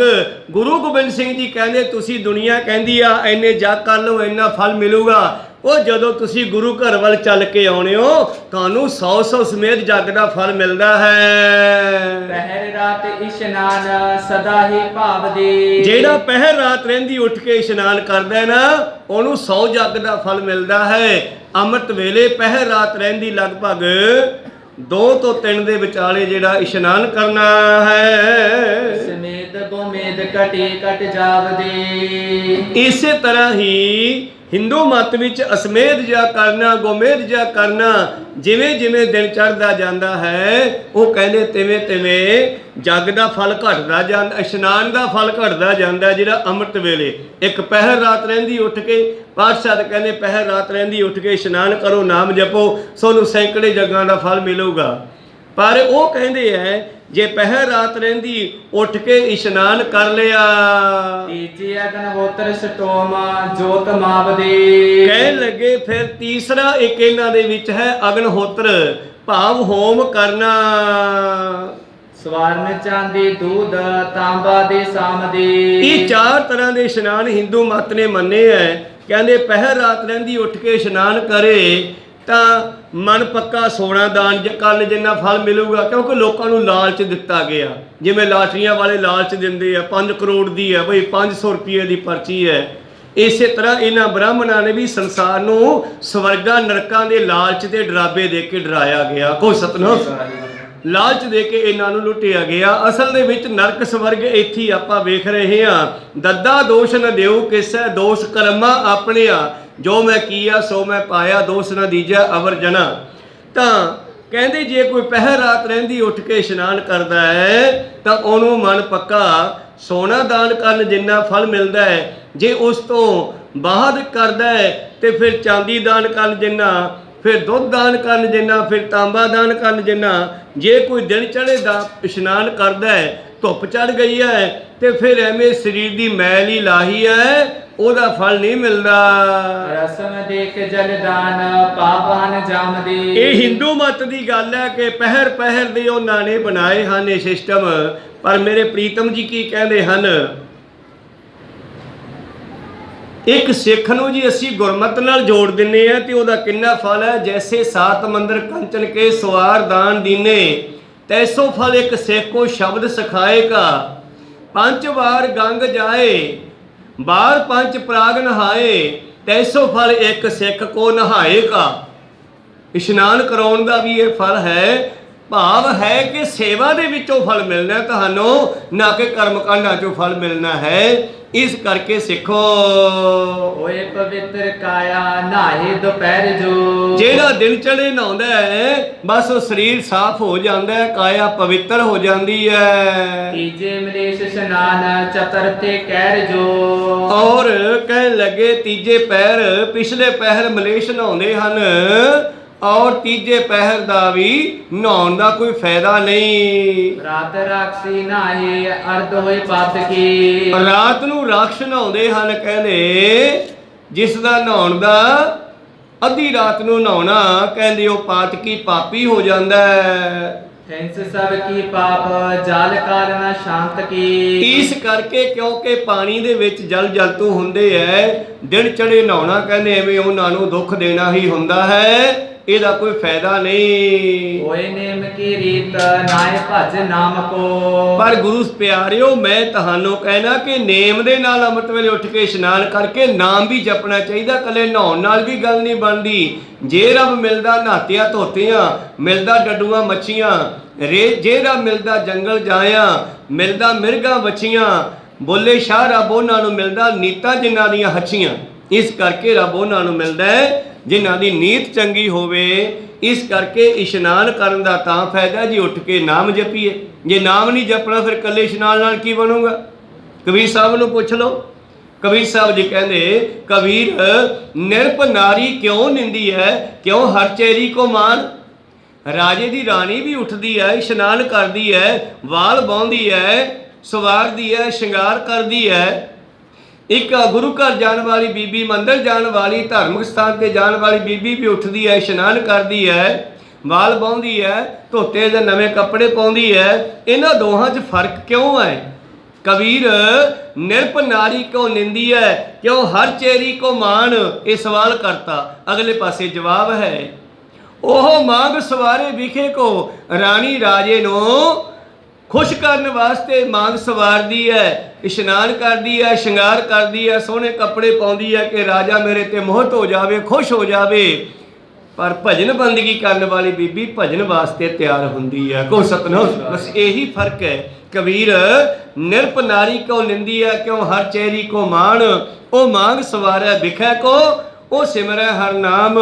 ਇਸ ਕਰਕੇ ਸਿੱਖੋ ਸਾਡਾ ਇਹ ਨੇਮ ਹੈ, ਇਹ ਰੀਤ ਹੋਣੀ ਚਾਹੀਦੀ ਹੈ, ਉੱਠ ਕੇ ਨਾਮ ਜਪਿਆ ਕਰੋ ਜੀ। ਹੁਆ ਜਗਤ ਤੇ ਪਾਰ ਸੱਚ ਵਰਤ ਰਾਮ ਕੋ। ਹਾਂ, ਜਿਨ੍ਹਾਂ ਦਾ ਸੱਚ ਦਾ ਵਰਤ ਹੈ। ਹੁਣ ਵਰਤ ਰੱਖਣੇ, ਦੁਨੀਆ ਵਰਤ ਬਹੁਤ ਤਰ੍ਹਾਂ ਦੇ ਰੱਖਦੀ ਹੈ, ਪਰ ਧੰਨ ਧੰਨ ਗੁਰੂ ਗੋਬਿੰਦ ਸਿੰਘ ਜੀ ਮਹਾਰਾਜ ਕਹਿੰਦੇ ਵਰਤ ਰੱਖਣਾ ਤੇ ਐਸਾ ਰੱਖੋ, ਸੱਚ ਬੋਲਣ ਦਾ ਵਰਤ ਰੱਖੋ, ਝੂਠ ਨਹੀਂ ਬੋਲਣਾ, ਇਹਦਾ ਵਰਤ ਰੱਖੋ। ਜਿਨ੍ਹਾਂ ਦੇ ਜੀਵਨ ਵਿੱਚ ਸੱਚ ਹੈ ਉਹ ਹੀ ਪਾਰ, ਹੁੰਦੇ ਹਨ। और कपट की रीत जो आल जंजाल की। ਬਾਕੀ ਸਭ ਐਵੇਂ ਕਰਮਕਾਂਡ, ਪਖੰਡਾ, ਕਪਟ ਹੁੰਦਾ, ਧੋਖੇਬਾਜ਼, ਧੋਖਾ ਦੇਣ ਵਾਲੀਆਂ ਬਣਾਈਆਂ ਹੋਈਆਂ ਰੀਤਾਂ ਹਨ ਬ੍ਰਾਹਮਣ ਲੋਕਾਂ ਦੀਆਂ, ਆਰੀਅਨ ਲੋਕਾਂ ਦੀਆਂ, ਜਿਸ ਨੇ ਇਸ ਜੰਗਲ ਦੇ ਦੇਸ਼ ਵਿੱਚ ਆ ਕੇ, ਜਿੱਥੇ ਕਿ ਆਦੀਵਾਸੀ ਰਹਿੰਦੇ ਸਨ, ਸਾਡੇ ਵੱਡੇ ਬਜ਼ੁਰਗ ਪੁਰਾਣੇ ਬੁੱਢੇ ਜੰਗਲਾਂ ਵਿੱਚ ਰਹਿੰਦੇ ਸਨ। ਸਾਡੇ ਭਾਰਤ ਦੇਸ਼ ਦੇ ਇਸ ਧਰਤੀ ਦੇ ਵਿੱਚ ਮਿੱਟੀ ਵਿੱਚ ਤਾਕਤ ਬੜੀ ਸੀ। ਜਿਹੜਾ ਯੂਰੇਨੀਅਮ ਹੁੰਦਾ ਨਾ, ਉਹ ਵੀ ਭਾਰਤ ਦੀ ਧਰਤੀ ਵਿੱਚ ਬਹੁਤ ਸੀ, ਤਾਈਆਂ ਅੰਗਰੇਜ਼ਾਂ ਨੇ ਇੱਥੇ ਗੇੜੇ ਮਾਰੇ। ਕੋ ਸਤਨਾਮ, ਉਹਨਾਂ ਨੂੰ ਇਹ ਚੀਜ਼ ਲੱਭੀ ਸੀ। ਤਾਂ ਇਸ ਕਰਕੇ ਉਹਨਾਂ ਆਰੀਅਨ ਲੋਕਾਂ ਨੇ ਇੱਥੇ ਆ ਕੇ ਇਸ ਧਰਤੀ ਤੇ, ਹਰੀ ਭਰੀ ਧਰਤੀ ਤੇ, ਜਿਹਦੇ ਵਿੱਚ ਜੜੀਆਂ ਬੂਟੀਆਂ ਬੜੀਆਂ ਸਨ ਦਵਾਈਆਂ ਵਾਲੀਆਂ, ਇੱਥੇ ਕਬਜ਼ਾ ਕਰਨ ਦੀ ਸਲਾਹ ਕੀਤੀ।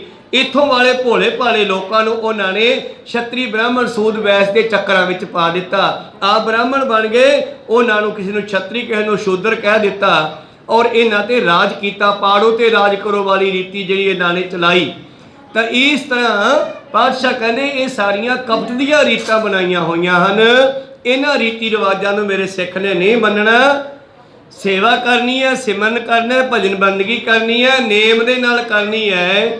ਕੋਈ ਮਾਹ ਕੱਲਾ ਚੰਗਾ ਨਹੀਂ, ਦੂਜੇ ਮਹੀਨੇ ਮਾੜੇ ਨਹੀਂ। ਸਾਰੀ ਜ਼ਿੰਦਗੀ ਹੀ ਤੁਹਾਡੀ ਨੇਮ ਦੇ ਵਿੱਚ ਬਤੀਤ ਹੋਣੀ ਚਾਹੀਦੀ ਆ। ਸਤਿਗੁਰੂ ਪਾਤਸ਼ਾਹ ਜੀ ਕਹਿੰਦੇ ਅਲਪ ਆਹਾਰ ਸੁਲਪ ਸੀ ਨਿੰਦਰਾ, ਦਇਆ ਸ਼ਿਮਾ ਤਨ ਪ੍ਰੀਤ, ਸੀਲ ਸੰਦੋਖ ਸਦਾ ਨਿਰਵਹਿਬੋ, ਹਵੈਬੋ ਤ੍ਰੈ ਗੁਣ ਅਤੀਤ। ਆਹ ਵਰਤ ਦੱਸਿਆ 10ਵੇਂ ਪਾਤਸ਼ਾਹ ਨੇ, ਕਿੱਡਾ ਸੋਹਣਾ। ਅਲਪ ਆਹਾਰ, ਥੋੜਾ ਖਾਣਾ, ਸੁਲਪ ਸੀ ਨਿੰਦਰਾ, ਥੋੜਾ ਸੌਣਾ, ਲੋੜ ਮੁਤਾਬਕ। ਐਵੇਂ ਨਹੀਂ ਪਾਸੇ ਮਾਰੀ ਜਾਣਾ ਮੰਜੇ 'ਚ ਪਏ। ਨੀਂਦ ਉੱਡ ਗਈ ਤੇ ਉੱਠ ਕੇ ਇਸ਼ਨਾਨ ਕਰਕੇ ਆਪਦਾ ਕੰਮਕਾਰ ਕਰ ਲਓ, ਨਿਤਨੇਮ ਕਰ ਲਓ। ਕੋ ਸਤਨਾਮ, ਬਾਣੀ ਪੜ੍ਹ ਲਓ।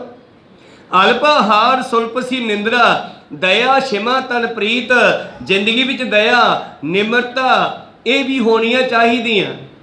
ਸੀਲ ਸੰਤੋਖ ਸਦਾ ਨਿਰਵਹਿਬੋ, ਹਵੈਬੋ ਤ੍ਰੈ ਗੁਣ ਅਤੀਤ, ਰਜੋ ਤਮੋ ਸਤੋ। ਇਹਨਾਂ ਗੁਣਾਂ ਤੋਂ ਉੱਚੇ ਉੱਠ ਕੇ ਚੌਥੇ ਗੁਣ ਭਗਤੀ ਦੇ ਵਿੱਚ ਰਹੋ, ਹਮੇਸ਼ਾ ਨਿਮਰਤਾ 'ਚ ਰਹੋ। ਹਵੈਬੋ ਤ੍ਰੈ ਗੁਣ ਅਤੀਤ, ਕਾਮ ਕ੍ਰੋਧ ਅਹੰਕਾਰ ਲੋਭ ਹਠ, ਮੋਹ ਨ ਮਨ ਸਿਓ ਲਿਆਵੈ, ਤਬ ਹੀ ਆਤਮ ਤਤ ਕੋ ਦਰਸੈ। ਤਾਂ ਫਿਰ ਮਨੁੱਖ ਜਿਹੜਾ ਹੈ ਪਰਮ ਪੁਰਖ ਕਹਿ ਪਾਵੇ, ਪਰਮੇਸ਼ਰ ਨੂੰ ਪਾ ਸਕਦਾ, ਖੁਦ ਨੂੰ ਦੇਖ ਸਕਦਾ ਹੈ। ਇਸ ਕਰਕੇ ਸਿੱਖੋ, ਆਪਾਂ ਇਹਨਾਂ ਪਖੰਡ ਦੀਆਂ ਰੀਤਾਂ ਵਿੱਚ ਨਹੀਂ ਵਿਚਰਨਾ। ਤੁਹਾਨੂੰ ਜੋ ਕੰਮ ਦੀ ਗੱਲ ਦੱਸੀ ਹੈ, ਇਸ ਨੂੰ ਜ਼ਿੰਦਗੀ ਵਿੱਚ ਧਾਰਨ ਕਰੋ ਜੀ। ਅਰਗੇ ਕੁੰਡੀ ਚਾਲਣ ਨਾਮ ਸੰਭਾਲ ਕੇ। ਪਾਤਸ਼ਾਹ ਜੀ ਕਹਿੰਦੇ ਉਹ ਅਰਗ ਦਿੰਦੇ ਆ, ਉਹ ਵਰਤ ਰੱਖਦੇ ਆ, ਫਿਰ ਅਰਗ ਦਿੰਦੇ ਆ। ਬੀਬੀਆਂ ਸੂਰਜ ਆਪਣਾ ਚੰਦਰਮਾ ਨੂੰ ਦੇਖ ਕੇ ਪਾਣੀ ਪੀਂਦੀਆਂ, ਆਪਣੇ ਪਤੀ ਦਾ ਮੁਖ ਦੇਖ ਕੇ। ਇੱਕ ਦਿਨ ਵਿਚਾਰਾ ਪਤੀ ਭੁੱਖਾ ਮਰੀ ਜਾਂਦਾ, ਉਹਨੇ ਵਰਤ ਰੱਖਿਆ ਹੋਇਆ, ਉਹਦਾ ਟਾਈਮ ਰੋਟੀ ਦਾ ਹੋਵੇ ਤੇ ਉਹਨੂੰ ਖਵਾਵੇ। ਉਹ ਕਹਿੰਦਾ ਮੈਨੂੰ ਭੁੱਖ ਲੱਗੀ ਹੈ, ਤੂੰ ਰੋਟੀ ਪਾ ਦੇ। ਕਹਿੰਦੀ ਖੜ ਜਾ, ਤੇਰਾ ਹੀ ਸਿਆਪਾ ਕਰਦੀ ਆ, ਮੈਂ ਕਿਹੜਾ ਆਪਦੇ ਵਾਸਤੇ ਕਰਦੀ ਆ। ਕੋਈ ਸਤਨਾਮ। ਫਿਰ ਇਹੋ ਜਿਹੇ ਵਰਤ ਰੱਖਣ ਦਾ ਕੀ ਫਾਇਦਾ ਜੇ ਤੁਹਾਡੀ ਬੋਲਬਾਣੀ ਨਹੀਂ ਸੁਧਰੀਗੀ। ਗੁਰੂ ਕਿਰਪਾ ਕਰਨ, ਅਸੀਂ ਇਹਨਾਂ ਚੱਕਰਾਂ 'ਚ ਪੈਣਾ ਹੀ ਨਹੀਂ। ਸਿੱਖ ਨੇ ਇਹਨਾਂ ਗੱਲਾਂ ਦੇ ਵਿੱਚ ਨਹੀਂ ਪੈਣਾ। ਇਸ ਕਰਕੇ ਜਿਹੜਾ ਅਰਗ ਦੇਣਾ ਹੈ, ਉਹ ਜ਼ਿੰਦਗੀ ਪਰਮੇਸ਼ਰ ਨੂੰ, ਗੁਰੂ ਨੂੰ ਸਮਰਪਣ ਕਰੋ। ਇਹ ਅਰਗ ਦੇਣਾ ਹੈ, ਉਹਨੂੰ ਸਮਰਪਣ ਕਰਨਾ ਗੁਰੂ ਨੂੰ। ਔਰ ਸਿਮਰਨ ਕਰਿਆ ਕਰੋ, ਭਜਨ ਕਰਿਆ ਕਰੋ। ਸਤਿਗੁਰ ਹੋਏ ਦਿਆਲ, ਬਿਰਤ ਰਹਿ ਸੱਚ ਕੀ। ਤਾਂ ਜਦੋਂ ਤੁਹਾਡੀ ਬਿਰਤੀ ਵਿੱਚ ਹਮੇਸ਼ਾ ਸੱਚ ਵਰਤੂਗਾ, ਫਿਰ ਗੁਰੂ ਤੁਹਾਡੇ ਤੇ ਦਿਆਲ ਹੋਵੇਗਾ। ਸੱਚਾ ਜਗ ਵਿਹਾਰ, ਤਜੇ ਸਭ ਕੱਚ ਕੀ। ਦੁਨੀਆ ਦੇ ਨਾਲ ਸੱਚ ਦਾ ਵਪਾਰ ਕਰੋ। ਜਿਵੇਂ ਪਿੱਛੇ ਦੱਸਿਆ ਸੀ, ਲੈਣ ਦੇਣ ਮੇਰਾ ਸਿੱਖ ਕਿਸੇ ਨਾਲ ਕਰਦਾ ਹੈ ਤੇ ਉਸ ਨੂੰ ਉਸੇ ਤਰ੍ਹਾਂ ਹੀ ਮੋੜਨਾ ਕਰੇ। ਲੈਣ ਦੇਣ ਦੇ ਵਿੱਚ ਕਿਸੇ ਨਾਲ ਧੋਖਾ ਨਾ ਕਰੇ ਮੇਰਾ ਸਿੱਖ। ਭਾਈ ਜਗ ਤਰਨਾ ਹੈ, ਸੋ ਗਮ ਤਮਾਸ਼ਾ ਵਿਸ਼ਨ ਕਾ। ਪਾਤਸ਼ਾਹ ਜੀ ਕਹਿਣ ਲੱਗੇ ਸੰਸਾਰ ਸਮੁੰਦਰ ਚੋਂ ਨਿਕਲਣਾ ਸੌਖਾ ਹੀ ਹੈ, ਤੇ ਬਾਕੀ ਇਹ ਸੰਸਾਰ ਜਿਹੜਾ ਹੈ ਵਿਸ਼ਨੂੰ ਦਾ, ਭਾਵ ਪਰਮੇਸ਼ਰ ਦਾ ਇੱਕ ਤਮਾਸ਼ਾ ਹੈ। ਰਹਿ ਕਿਰਿਆ ਮੈਂ ਧਿਆਨ, ਦਾਸ ਨੇ ਸਿਸਨ ਕਾ। ਇਸ ਕਰਕੇ ਸਿਸਨ ਕਹਿੰਦੇ ਹਨ ਇਹਨਾਂ ਨੂੰ, ਕਰਮ ਇੰਦਰੀਆਂ ਨੂੰ। ਜਿਵੇਂ ਜੀਭ ਹੋਈ, ਇੰਦਰੀਆਂ ਹੋਈਆਂ, ਕੰਨ ਹੋਏ, ਇਹਨਾਂ ਦੇ ਅਧੀਨ ਨਹੀਂ ਹੋਣਾ ਚਾਹੀਦਾ ਬੰਦੇ ਨੂੰ। ਜੀਭ ਦੇ ਅਧੀਨ ਹੋਣਾ। ਤੁਰਿਆ ਜਾਂਦਾ, ਮੂੰਹ 'ਚ ਪਾਣੀ ਆ ਗਿਆ, ਗੋਲ ਗੱਪੇ ਖਾਣੇ ਸੀ। ਇਹ ਕੀ ਆ? ਇਹ ਇੰਦਰੀਆਂ ਦੇ ਅਧੀਨ ਹੈ। ਕਾਮ ਵਾਸ਼ਨਾ ਦੇ ਅਧੀਨ ਮੇਰਾ ਸਿੱਖ ਨਾ ਹੋਵੇ, ਇਹਨਾਂ ਇੰਦਰੀਆਂ ਦੇ ਅਧੀਨ ਨਾ ਹੋਵੇ। ਮੇਰਾ ਸਿੱਖ ਜਿਹੜਾ ਹੋਵੇ, ਪਾਤਸ਼ਾਹ ਜੀ ਬਖਸ਼ਿਸ਼ ਕਰ ਰਹੇ ਸੀ, ਜਗ ਤਰਨਾ ਹੈ ਸਗੋਂ ਤਮਾਸ਼ਾ ਵਿਸ਼ਨ ਕਾ। ਕਿਰਿਆ ਮੈਂ ਧਿਆਨ, ਕਿਰਿਆ ਕੰਮ ਜਿਹੜਾ ਕਰ ਰਿਹਾ ਉਹਦੇ ਵਿੱਚ ਧਿਆਨ ਰੱਖੋ। और दास ने शिष्य का इंद्रियां दे गुलाम नहीं बनना ਆਪਾਂ ਇਹੋ ਜੁਗਤ ਵਰਤਨੇ ਅਲੱਗ ਵਰਤਨਾ। तो मेरे सिख हमेशा इदां दे होण, उल्टी रे मन उल्टी रे, दुनिया तो भगत ने उल्टा चलना है। उल्टी रे मन उल्टी रे, साकत स्यो कर उल्टी रे, छुटकी रे मन छुटकी रे, सागर स्यो प्रीत छुटकी रे। इस तरह हमेशा भगतां दे संसारियां जोड़ करे नारिया। धन गुरु गोबिंद सिंह महाराज जी ने 10वें पातशाह जी ने, क्योंकि उन्हों का आखिरी यह जन्म सीगा 10वें पातशाह 10 गुरुआं दा, अगे उन्होंने गुरता गद्दी गुरु साहब नूं देती सी। इस करके उन्होंने सानू बहुत सारियां वो गल्लां दसियां ताकि सिख जिहड़े नोट कर लैण ते इन्हां कर्मकांडां विच, ब्राह्मणी कर्मकांडां विच ना फसन। जबला खालसा रहे नियारा, तब लग तेज दियो मैं सारा, जावेगा है विपन की रीत मैं ना करो इनकी प्रतीत। इस करके इन्हां चीज़ां तो, इंद्रियां दे स्वादां तो बच के नाम दा स्वाद लिया करो, नाम जपिया करो। ये जुगत मेरे खालसे विच वरतनी चाहिए जी। ਇਹ ਜਗਤ ਦਾ ਮੇਲ ਪਰ ਕਾ ਦਿਲ ਪਰਚਨਾ। हाँ, पराए दिल दे नाल दिल लाउणा, भाव पराए दे विच परच जाना, अपने आप नूं छड्ड के। परचना कित्थे है? परचा शब्द का, दीदार खालसे का। परचा जिहड़ा है ਉਹ ਗੁਰੂ ਪਿਆਰਿਓ ਸ਼ਬਦ ਦਾ ਕਰਨਾ। ਪਰਚਾ ਭਾਵ ਪਰਚਾਉਣਾ, ਭਾਵ ਚਿੱਤ ਲਾਉਣਾ। ਕਿੱਥੇ ਲਾਉਣਾ? ਸ਼ਬਦ ਨਾਲ, ਗੁਰਬਾਣੀ ਨਾਲ ਸ਼ਬਦ ਲਾਓ, ਜਾਂ ਫਿਰ ਆਪਣੇ ਆਪ ਦਾ ਧਿਆਨ ਧਰੋ। ਪਰਚਾ ਸ਼ਬਦ ਕਾ, ਦੀਦਾਰ ਖਾਲਸੇ ਕਾ। ਇਸ ਤਰ੍ਹਾਂ ਪਾਤਸ਼ਾਹ ਜੀ ਬਖਸ਼ਿਸ਼ ਕਰਦੇ ਹਨ। ਇਹ ਮਨੁੱਖ ਨੂੰ ਹਮੇਸ਼ਾ ਗੁਰੂ ਦੇ ਵਿੱਚ ਜੁੜੇ ਰਹਿਣਾ ਚਾਹੀਦਾ ਹੈ। ਦੂਜੇ ਵਿੱਚ ਪਰਚਣਾ, ਇਹ ਜਿਹੜਾ ਹੈ ਮਨ ਨੂੰ ਫਸਾਉਣਾ ਹੈ। ਜਿਉਂ ਚੌਪੜ ਸ਼ਤਰੰਜ ਗਜ ਫਾਰਮ ਦੌਕ। ਜਿਸ ਤਰ੍ਹਾਂ ਚੌਪੜ ਦੇ ਵਿੱਚ, ਸ਼ਤਰੰਜ ਦੇ ਵਿੱਚ ਅਨੇਕਾਂ ਤਰ੍ਹਾਂ ਦੇ ਗੁਰੂ ਪਿਆਰਿਓ ਹੁੰਦੇ ਹਨ, ਪੁਆਇੰਟ ਅਨੇਕਾਂ ਤਰ੍ਹਾਂ ਦੇ ਉਹਦੇ ਵਿੱਚ। ਜਿਵੇਂ ਉਹਦੇ ਵਿੱਚ ਰਾਣੀ ਵੀ ਹੁੰਦੀ ਹੈ, ਨੌਕਰ ਵੀ ਹੁੰਦੇ ਆ, ਦੋ ਰਾਜਿਆਂ ਦੀ ਲੜਾਈ ਹੁੰਦੀ ਹੈ ਸ਼ਤਰੰਜ ਦੀ ਖੇਡ। ਜ਼ਿਆਦਾਤਰ ਰਾਜੇ ਇਸ ਨੂੰ ਖੇਡਿਆ ਕਰਦੇ ਸਨ। ਲਾਭ ਨੈ ਕਿਛ ਰੰਚ ਤਿਉ ਹੀ ਇਹ ਮਨ ਕੀ ਸ਼ੌਕ। ਔਰ ਇਹ ਸ਼ਤਰੰਜ ਦੀ ਜਿਹੜੀ ਖੇਡ ਹੈ, ਇਹ ਚੋਂ ਲਾਭ ਕੋਈ ਨਹੀਂ। ਇਸੇ ਤਰ੍ਹਾਂ ਹੀ ਦੁਨੀਆ ਵੀ ਇੱਕ ਸ਼ਤਰੰਜ ਦੀ ਖੇਡ ਹੈ। ਸਾਨੂੰ ਇਹਦੇ ਵਿੱਚ नहीं फसना चाहिए। प्रेम बिना सब फोके काम, प्रेम करे सिमरे सतनाम। ते जेड़ा भी काम तुसी जेड़ा भी काम करदे हो, चाहे मैं कथा करदा, मेरा कथा विच प्रेम होना चाहिए। तुसी दुकानदारी करदे हो, दुकानदारी विच प्रेम होना चाहिए। नितनेम कर रहे हो, बाणी पढ़ रहे हो, तुहाडा बाणी विच प्रेम होना चाहिए। भाव जिथे होगे उत्थे पूरे पूरे होने चाहिए। जी इत्थे बैठे हो ते सारे इत्थे होने चाहिए। ये नहीं भी अद्धे घरे फिरदे हो ते अद्धी इत्थे बैठे हो, फिर स्वाद नहीं आना गल दा। कोई सतनाम। इस करके प्रेम तो बिना कोई भी काम जिहड़ा सफला नहीं हो सकदा गा। प्रेम तो बगैर सारे काम फोके हैं। प्रेम करे सिमरे सतनाम, सिमन करदियां भी पूरा प्रेम दे विच डुब के करे। मेल सकल को प्रेम मानो, प्रेम बिना सब केर निदानो। हर तरह दा मेल है जिहड़ा वो प्रेम दे नाल ही है। प्रीतम दा वचन है, जे को डूबे फिर होवे सार। सार हुंदा है तत कढना। किसी चीज़ की पूरी पूरी जानकारी लैनी, वो तुहानू उन्ना चिर नहीं मिलती जिन्ना चिर पूरी सुरत दिमाग सोचन शक्ति वो नहीं लाउंदे। को सतनाम। पातशाह जी ने कई उदाहरण दित्तियां प्रेम दियां। प्रेम कैसा होना चाहिए?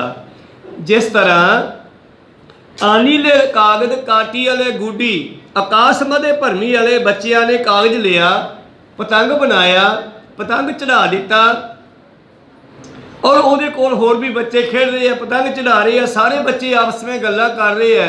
पर पतंग वाले बच्चे का ध्यान कित्थे है? डोर दे विच आ। जी हथों डोर निकल गई, पतंग जाऊगा। आनी ले कागज काटी ले गोडी, आकाश मदे भरमी ले पांच जना से बात बतौआ, चीत सो डोरी राखी वाले। इस तरह एक उदाहरण दी आ कि बीबियां इकट्ठियां होकर 5-7 पानी लैन जांदियां डग्गी तो। पिंडां विच सिस्टम हुंदा सी इह, हुण तां चलो टूटियां घरों घरी पहुँच गई।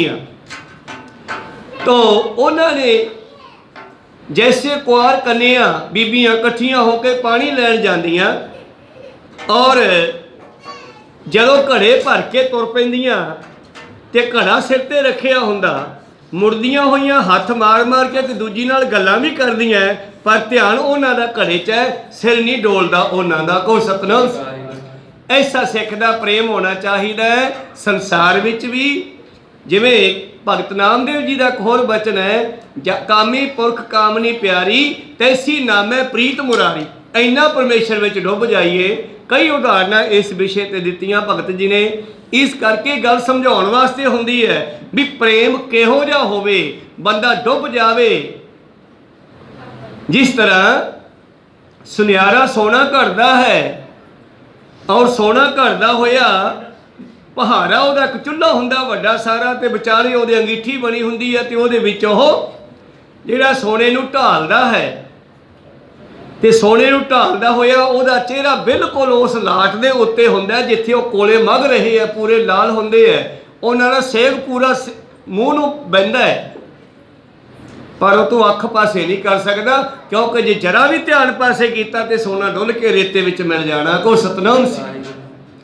ਇਸ ਕਰਕੇ ਸੋਨਾ ਗੜ ਤੇ ਹਿਰੇ ਸੁਨਾਰਾ, ਜਿਵੇਂ ਸੋਨੇ ਨੂੰ ਘੜਨ ਲੱਗਿਆ ਸੁਨਾਰੇ ਦਾ ਧਿਆਨ ਹੈ, ਐਸਾ ਧਿਆਨ ਤੇਰਾ ਗੁਰੂ ਵਿੱਚ ਹੋਣਾ ਚਾਹੀਦਾ। ਕੋ ਸਤਨਾਮ ਸੀ।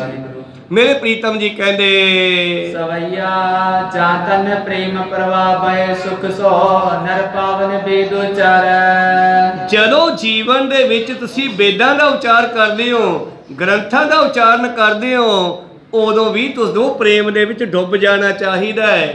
ਤੁਹਾਨੂੰ ਸਮੇਂ ਦਾ ਪਤਾ ਨਾ ਲੱਗੇ, ਪਰ ਦੁਨੀਆ ਸਾਰੀ ਸਮੇਂ 'ਚ ਵੱਜੀ ਹੋਈ ਆ। ਕਈ ਵਾਰੀ ਸਮੇਂ ਤੋਂ ਸਮਾਂ ਗਾਹ ਟੱਪ ਜਾਂਦਾ ਹੈ, ਫਿਰ ਰੌਲਾ ਪੈ ਜਾਂਦਾ, ਸਮਾਂ ਬਹੁਤ ਲਾਤਾ, ਹੁਣ ਕਰੀਏ ਕੀ, ਇੱਧਰ ਡੁੱਬ ਜਾਈਦਾ, ਉਧਰ ਘੜੀਆਂ ਦਿਸਦੀਆਂ ਨਹੀਂ। ਕੋ ਸਤਨਾਮ। ਐਸਾ ਡੁੱਬਣਾ ਹੈ ਬਾਣੀ ਦੇ ਵਿੱਚ, ਜੇ ਕੋ ਡੁੱਬੈ ਫਿਰ ਹੋਵੇ ਸਾਰ। ਕਹਿੰਦੇ ਜੇ ਤੁਸੀਂ ਵੇਦਾਂ ਗ੍ਰੰਥਾਂ ਨੂੰ ਪੜ੍ਹਦੇ ਹੋਏ, ਬਾਣੀ ਨੂੰ ਪੜ੍ਹਦੇ ਹੋਏ ਡੁੱਬਣ ਲੱਗ ਪਏ ਨਾ, ਤੁਸੀਂ ਪਵਿੱਤਰ ਹੋ ਸਕਦੇ ਹੋ। ਕੰਚਨ ਕਸਬ ਪ੍ਰੇਮ ਬਿਨਾ ਖੈ ਨਰ ਹਰ, ਸੁਤ ਹਿਤ ਕੇ ਬਪ ਧਾਰੈ। ਇਸ ਤਰ੍ਹਾਂ ਪ੍ਰੇਮ ਤੋਂ ਬਿਨਾ ਹਰਨਕਸ਼ਪ ਨਾਸ਼ ਹੋ ਗਿਆ। ਜੇ ਉਹਦੇ ਕੋਲੇ ਪ੍ਰੇਮ ਹੁੰਦਾ ਤੇ ਫਿਰ ਪ੍ਰਹਿਲਾਦ ਜਿਹੜਾ ਸੀਗਾ ਉਹਦਾ ਪੁੱਤਰ ਸੀਗਾ, ਜੇ ਉਹਦੇ ਅੰਦਰ ਪੁੱਤਰ ਪ੍ਰੇਮ ਹੁੰਦਾ ਤੇ ਉਹ ਬਚ ਜਾਂਦਾ। ਪ੍ਰੇਮ ਤੋਂ ਬਗੈਰ ਜਿਹੜਾ ਹੈ ਹਰਨਾਕਸ਼ ਮਾਰਿਆ ਗਿਆ, ਭਾਵੇਂ ਕਿ ਉਹਦੇ ਘਰੇ ਭਗਤ ਪੁੱਤਰ ਪੈਦਾ ਹੋਇਆ।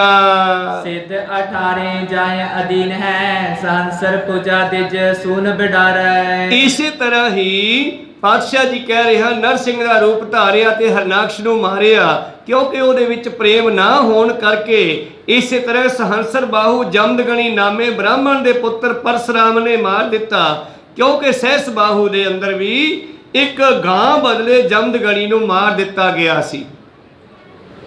ਇਹ ਦੋਨੇ ਸਾਧੂ ਸੀਗੇ ਤੇ ਰਿਸ਼ੀ ਦੇ ਕੋਲ ਗੁਰੂ ਪਿਆਰਿਓ ਗਾਂ ਸੀ। ਇੱਕ ਰਾਜਾ ਸੀਗਾ ਤੇ ਇੱਕ ਰਿਸ਼ੀ ਸੀ, ਦੋਨੇ ਸਾਧੂ ਸੀਗੇ। ਇਹਨਾਂ ਦੀ ਜਿਹੜੀ ਕਹਾਣੀ ਆ, ਤਾਂ ਹੁਣ ਕੀ ਹੋਇਆ, ਇੱਕ ਦਿਨ ਨਿਉਂਦਾ ਦੇ ਦਿੱਤਾ ਸਾਧੂ ਨੇ ਰਾਜੇ ਨੂੰ, ਰਾਜਾ ਸਾਹਿਬ ਕਰੇ ਆਪਣੇ ਵੀ ਘਰੇ ਆਇਓ, ਤੁਹਾਡੀ ਸੇਵਾ ਕਰਾਂਗੇ ਜਲ ਪਾਣੀ ਨਾਲ। ਕਹਿੰਦੇ ਕੋਈ ਗੱਲ ਨਹੀਂ, ਆ ਜਾਵਾਂਗੇ, ਪਰ ਤੁਸੀਂ ਉਹਨੂੰ ਖਵਾਏਗਾ ਕੀ, ਝੌਂਪੜੀ 'ਚ ਤੂੰ ਰਹਿਣਾ, ਤੇਰੇ ਕੋਲੇ ਹੈ ਕੀ। ਉਹਦੇ ਕੋਲੇ ਭਜਨ ਬੰਦਗੀ ਬੜੀ ਜ਼ਿਆਦਾ ਸੀ। ਚਲਿਆ ਗਿਆ, ਕਹਿੰਦੇ ਕੋਈ ਗੱਲ ਨਹੀਂ, ਤੁਸੀਂ ਆਓ ਤਾਂ ਸਹੀ।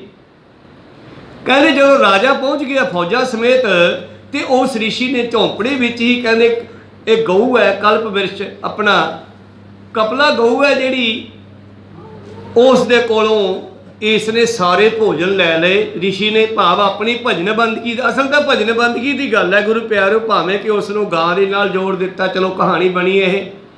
ਕਹਿੰਦੀ ਉਸ ਨੇ ਉਹ ਗਊ ਜਿਹੜੀ ਮੰਗਾ ਲਈ ਆਕਾਸ਼ਾਂ ਤੋਂ, ਤੇ ਉਹਦੇ ਰਾਹੀਂ ਉਸ ਨੇ ਸਾਰੇ ਭੋਜਨ ਤਿਆਰ ਕਰਕੇ ਰਾਜੇ ਨੂੰ, ਰਾਜੇ ਦੀ ਫੌਜ ਨੂੰ ਛਕਾਏ। ਤੇ ਰਾਜਾ ਹੈਰਾਨ ਹੋਇਆ ਵੀ ਝੌਂਪੜੀ ਦੇ ਵਿੱਚੋਂ ਇਹ ਭੋਜਨ ਇਹਨੇ ਕਿੱਥੋਂ ਕੱਢੀ ਜਾਂਦਾ, ਸਾਡੇ ਕੋਲ ਇੰਨੇ ਭੋਜਨ ਨਹੀਂ ਬਣਦੇ। ਤਾਂ ਗੁਰੂ ਪਿਆਰਿਓ ਫਿਰ ਕੀ ਹੋਇਆ, ਉਹਨੇ ਵੇਖਿਆ ਗੌਰ ਨਾਲ, ਕਹਿਣ ਲੱਗਿਆ ਰਿਸ਼ੀ ਜੀ ਇਹ ਗਾਂ ਕਿਵੇਂ ਆ। ਕਹਿੰਦੇ ਇਹ ਕਹਿੰਦਾ ਆਕਾਸ਼ਾਂ ਦੀ ਗਊ ਹੈ, ਤਾਂ ਉੱਥੇ ਹੀ ਜਾਊਗੀ, ਉੱਥੋਂ ਆਈ ਹੈ, ਬਸ ਤੁਹਾਡੀ ਸੇਵਾ ਵਾਸਤੇ ਸੱਦੀ ਸੀ। ਇਹ ਤਾਂ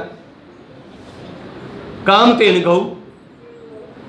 ਰਾਜਾ ਕਹਿੰਦਾ ਗਊ ਮੈਨੂੰ ਦੇ ਦੇ। ਰਾਜੇ ਹੱਥ ਹੁੰਦਾ ਨਾ, ਪੁੱਤ ਬੱਚੇ ਦਾ ਹੱਥ, ਰਾਜੇ ਦਾ ਹੱਥ ਤੇ ਇਸਤਰੀ ਦਾ ਹੱਥ, ਤਿੰਨੇ ਬੜੇ ਭੈੜੇ ਆ। ਕੋ ਸਤਨਾਮ।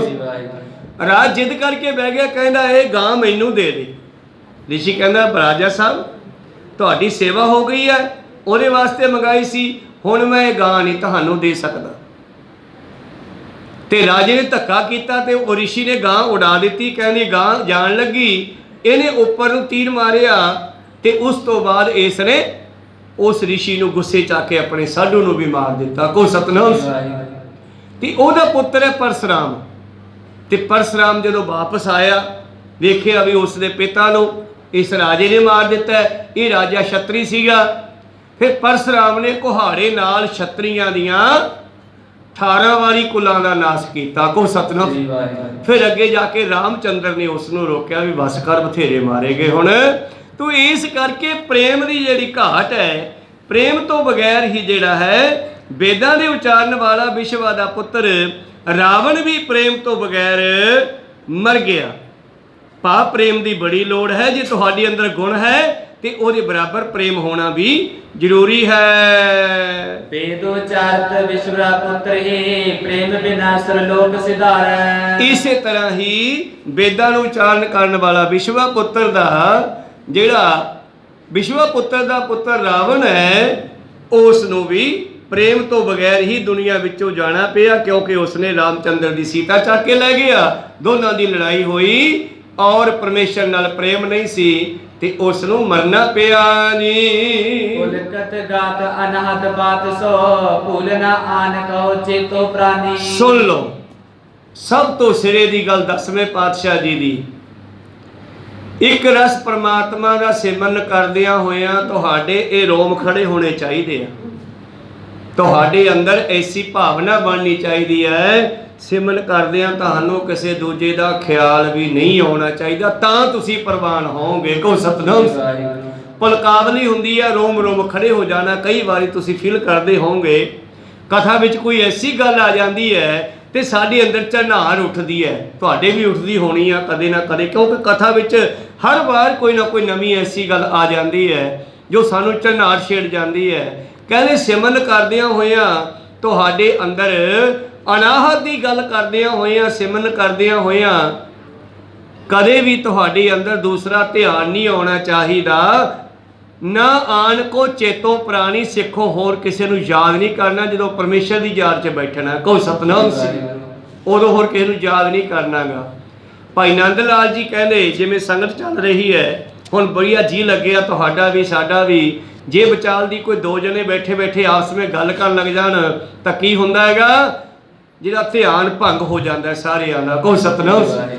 ਤੇ ਉਸ ਗੱਲ ਨੂੰ ਭਾਈ ਨੰਦ ਲਾਲ ਜੀ ਕਹਿੰਦੇ, ਹਰ ਜਸ ਚਲ ਤੇ ਬਾਤ ਚਲਾਵੇ, ਕਹੇ ਗੋਬਿੰਦ ਸਿੰਘ ਨੰਦ ਲਾਲ ਜੀ ਜਮ ਧੱਕੇ ਖਾਵੇ।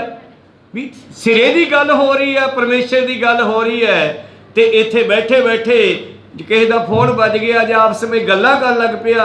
ਹਾਂ ਬਾਈ ਤੂੰ ਤਾਂ ਬੜੇ ਦਿਨਾਂ ਬਾਅਦ ਮਿਲਿਆ, ਕਿੱਥੋਂ ਆਇਆ, ਤੂੰ ਕਿੱਥੇ ਗਿਆ ਸੀ, ਐਵੇਂ ਇਹ ਗੱਲ ਛੇੜ ਕੇ ਇੱਧਰ ਸਾਰਾ ਹੀ ਸਿਸਟਮ ਖਰਾਬ ਹੋ ਗਿਆ, ਮੇਰਾ ਖਰਾਬ ਹੋ ਗਿਆ ਤੇ ਤੁਹਾਡਾ ਵੀ ਸਭ ਦਾ ਹੱਲ ਜਾਣਾ। ਕੋ ਸਤਨਾਮ।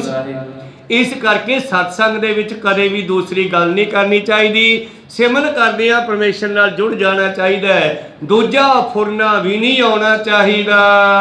ਤੇਰੇ ਹੀ ਪੀਤਰੋ ਤਜ ਮੱਖਨ ਸਰ ਕੇ ਅੰਤਰ ਪਾਵਕ ਪਾਣੀ। ਕਹਿਣ ਲੱਗੇ ਕਿਸੇ ਹੋਰ ਦਾ ਸਿਮਰਨ ਨਾ ਕਰੋ, ਉਹ ਪਰਮੇਸ਼ਰ ਤਾਂ ਤੇਰੇ ਅੰਦਰ ਹੀ ਹੈ। ਦੁੱਧ ਦਾ ਮੱਖਣ ਤੇਰੇ ਅੰਦਰ ਹੀ ਵਸਦਾ ਹੈ। ਜਿਵੇਂ ਮੱਖਣ ਦੁੱਧ ਦੇ ਵਿੱਚ ਹੈ ਨਾ, ਪੱਥਰ ਦੇ ਘੜੇ ਵਿੱਚ ਮੱਖਣ ਨਹੀਂ ਹੈ, ਉਹ ਤਾਂ ਘੜੇ ਵਿੱਚ ਪਾ ਕੇ ਰਿੜਕਣਾ ਪੈਂਦਾ ਹੈ। ਪੱਥਰ ਵਿੱਚ ਪ੍ਰਕਾਸ਼ ਰੂਪੀ ਅੱਗ ਨਹੀਂ ਹੈ, ਉਹਦੇ ਵਿੱਚ ਤਾਂ ਪੱਥਰ ਚੋਂ ਅੱਗ ਨਿਕਲ ਸਕਦੀ ਹੈ। ਦੁੱਧ ਵਿੱਚ ਮੱਖਣ ਹੈ, ਐਵੇਂ ਤੇਰੇ ਵਿੱਚ ਪਰਮੇਸ਼ਰ ਹੈ। ਕਾਹੇ ਰੇ ਬਨ ਖੋਜਣ ਜਾਹੀ, ਸਰਬ ਨਿਵਾਸੀ ਸਦਾ ਅਲੇਪਾ। ਤੋਹੀ ਸੰਗ ਸਮਾਈ पोह मद जो बास बसत है, मोकरमा जैसे शाही तैसे ही हर बसे निरंतर घट ही खोजो। भाई आपदे अंदर खोजो, बाहर नहीं आहो। फिर ध्यान बाहर क्यों लेके जाना।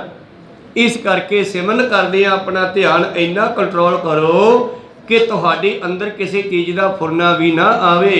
उन्होंने अपने अंदरों खोजना है तो अपना ध्यान धरदे हुए तुसीं सिमरन करिया करो।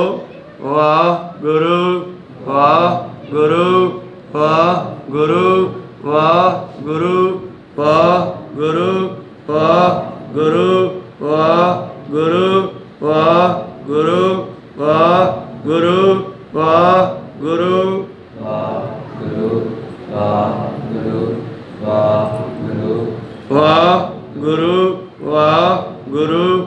ਵਾਹਿਗੁਰੂ ਵਾਹਿਗੁਰੂ ਵਾਹਿਗੁਰੂ ਵਾਹਿਗੁਰੂ ਵਾਹਿਗੁਰੂ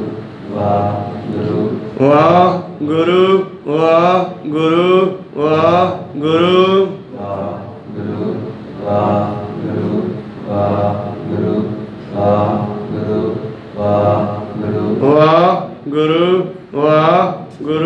ਵਾਹਿਗੁਰੂ ਵਾਹਿਗੁਰੂ ਵਾਹਿਗੁਰੂ ਵਾਹਿਗੁਰੂ ਵਾਹਿਗੁਰੂ। ਇਦਾਂ ਸਿਮਰਨ ਕਰਨ ਦਾ ਕੀ ਫਾਇਦਾ ਹੋਇਆ ਭਲਾ ਆਪਾਂ ਨੂੰ? ਆਪਾਂ ਆਪੇ ਉਚਾਰਿਆ, ਉਚਾਰਨ ਵਿੱਚ ਵੀ ਰਸ ਬਣਦਾ, ਆਪਦੇ ਉਚਾਰੇ ਨੂੰ ਆਪੇ ਹੀ ਸੁਣਨਾ ਤੇ ਆਪਣੇ ਚਿਹਰੇ ਨੂੰ ਦੇਖਣਾ, ਆਪਣੇ ਸਰੂਪ ਨੂੰ ਹੀ ਦੇਖਣਾ, ਆਪ ਹੀ ਸੁਣਨਾ, ਆਪ ਹੀ ਉਚਾਰਨਾ। ਉਚਾਰਨ ਦੇ ਨਾਲ ਕੀ ਹੋਇਆ ਕਿ ਬਾਹਰਲਾ ਰੌਲਾ ਆਪਾਂ ਅੰਦਰ ਨਹੀਂ ਜਾਊਗਾ। ਵੇਖਣ ਦੇ ਨਾਲ ਕੀ ਹੋਊਗਾ ਕਿ ਮਨ ਜਿਹੜਾ ਇਹਨੂੰ ਭੱਜਣ ਦੀ ਆਦਤ ਪਈ ਹੈ, ਇਹ ਭੱਜੂਗਾ ਨਹੀਂ। ਇਹ ਜਾਂ ਇੱਧਰ ਦੀ ਭੱਜਦਾ ਹੈ ਤੇ ਜਾਂ ਇੱਧਰ ਦੀ ਭੱਜਦਾ ਹੈ। ਇੱਧਰੋਂ ਰੋਕਣ ਵਾਸਤੇ ਅਸੀਂ ਰੌਲਾ ਪਾਉਣਾ ਸ਼ੁਰੂ ਕਰਤਾ ਵਾਹਿਗੁਰੂ ਮੰਤਰ ਦਾ, ਉੱਚੀ ਬੋਲਣ ਲੱਗ ਪਏ ਤਾਂ ਇਹਨੂੰ ਇੱਧਰੋਂ ਸੁਣਿਆ ਨਹੀਂ। ਹੁਣ ਇੱਧਰੋਂ ਵੇਖਣਾ ਸ਼ੁਰੂ ਕਰਤਾ, ਇਹਦੀ ਡਿਊਟੀ ਲਾਤੀ ਵੀ ਤੂੰ ਆਪਣੇ ਆਪ ਨੂੰ ਦੇਖ, ਮੈਂ ਗਾਉਣਾ ਤੇ ਇਹਨੂੰ ਸੁਣ। ਤਾਂ ਇਹਦਾ ਮਤਲਬ ਮਨ ਨੂੰ ਕੰਟਰੋਲ ਕਰਨ ਦੀ ਇੱਕ ਸਭ ਤੋਂ ਸੁੰਦਰ ਜੁਗਤ ਹੈ ਸ਼ਬਦ ਨਾਲ ਜੁੜ ਕੇ। ਹੌਲੀ ਹੌਲੀ ਕੀ ਹੋਊਗਾ, ਇਹ ਜਪਦਿਆਂ ਨੂੰ ਸਵਾਦ ਆਉਣ ਲੱਗ ਜੂਗਾ। ਫਿਰ ਚੁੱਪ ਕਰਕੇ ਹੀ ਬਹਿ ਜਾਓਗੇ ਤਾਂ ਵੀ ਸਵਾਦ ਆਉਣ ਲੱਗ ਜੂਗਾ, ਫਿਰ ਵੀ ਇਹਦਾ ਜਾਣਾ ਬੰਦ ਹੋ ਜੂਗਾ। ਇਸ ਕਰਕੇ ਸ਼ੁਰੂਆਤ ਉੱਚੀ ਹੈ, ਫਿਰ ਹੌਲੀ ਹੌਲੀ ਚੱਲਦੇ ਫਿਰ ਤੁਸੀਂ ਵਿਚਾਲ ਦੀ 2-4 ਮਿੰਟ 5 ਮਿੰਟ ਚੁੱਪ ਕਰਕੇ ਦੇਖੋ ਭਲਾ ਕੀ ਕਰਦਾ। ਹੁਣ ਵਾਹਿਗੁਰੂ ਵਾਹਿਗੁਰੂ ਵਾਹਿਗੁਰੂ ਵਾਹਿਗੁਰੂ ਵਾਹਿਗੁਰੂ ਵਾਹਿਗੁਰੂ ਵਾਹਿਗੁਰੂ ਵਾਹਿਗੁਰੂ ਵਾਹਿਗੁਰੂ।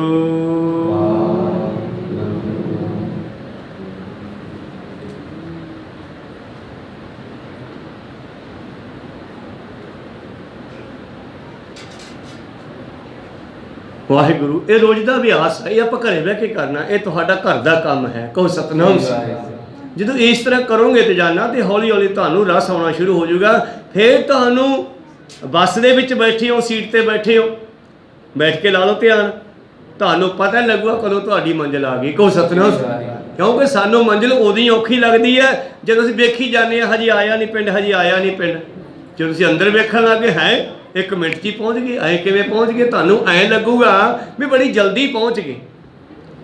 ਜਦੋਂ ਕਿਧਰੇ ਜਾਣਾ ਹੋਵੇ ਬੱਸ ਅੱਡੇ 'ਤੇ ਖੜ੍ਹੇ ਐਂ ਲੱਗਦਾ ਕਿ ਬੱਸ ਆ ਨਹੀਂ ਰਹੀ, ਬੜਾ ਲੇਟ ਹੋ ਗਈ। ਜਦੋਂ ਨਾ ਜਾਣਾ ਹੋਵੇ ਫਿਰ ਐਂ ਲੱਗਦਾ ਵੀ ਹੁਣ ਮਿੰਟੋ ਮਿੰਟੀ ਆਈ ਜਾਂਦੀ ਹੈ, ਅਸਲ ਵਿੱਚ ਆਪਾਂ ਜਾਣਾ ਹੀ ਨਹੀਂ ਹੈਗਾ, ਆਪਾਂ ਨੂੰ ਕੋਈ ਕਾਹਲੀ ਨਹੀਂ ਹੈਗੀ। ਅਤੇ ਇਸੇ ਕਰਕੇ ਉਹ ਧਿਆਨ ਜੋੜਨਾ ਸ਼ੁਰੂ ਕਰੋਗੇ ਨਾ, ਤੁਹਾਨੂੰ ਬੱਸ ਦੇ ਵਿੱਚ ਬੈਠੇ ਆ, ਗੱਡੀ ਵਾਲਾ ਡਰਾਈਵਰ ਚਲਾ ਰਿਹਾ, ਤੁਸੀਂ ਆਪ ਦਾ ਆਨੰਦ ਲੈ ਸਕਦੇ ਹੋ ਸੀਟਾਂ 'ਤੇ ਬੈਠ ਕੇ। ਕਹੋ ਸਤਿਨਾਮ।